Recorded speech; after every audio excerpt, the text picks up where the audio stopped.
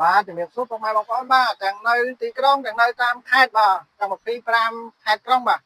ឡូវខាងខ្ញុំមាន RX 330បាទគ្រឿងយន្តហើយបាទគ្រឿងនេះគឺនៅស្អាតខ្លាំងមែនតើស្អាតទាំងក្រៅបាទខាងក្រៅគឺស្អាតខ្លាំងមែនតើណាបើចំពោះទឹកថ្នាំនេះគឺនិយាយពីអែមខ្លាំងមែនតើទឹកថ្នាំជ្រៀនចូល95%បាទខាងក្នុងវិញក៏ស្អាតដែរបាទខាងក្នុងស្អាតមានបងប្អូនមើលទៅតាមដៃនេះតាមនេះគឺនៅស្អាតខ្លាំងមែនតើខ្ចៅខ្ចងបាទចំពោះខ្ចៅខ្ចងគឺនៅថ្មីមែនតើបាទអានេះមិនមែនថ្មីដូចឡានខ្លាញ់កោទេថ្មីសម្រាប់ឡានមកទឹកបាទមកទឹកមកពីអាមេរិកទៅគ្នាគឺនៅថ្មីបាទថ្មីខ្លាំងមែនតើបាទហើយចំពោះដៃលេខដៃអីតាមពុកតាមអីគឺនៅស្អាតខ្លាំងមែនតើបងប្អូនយកឡានមកគ្រឿងនេះទៅគឺអត់ចាំបាញ់ហត់ធ្វើទៀតទេយកទៅសម្រាប់ប្រចាំតាំងប្រើតែម្ដងបាទ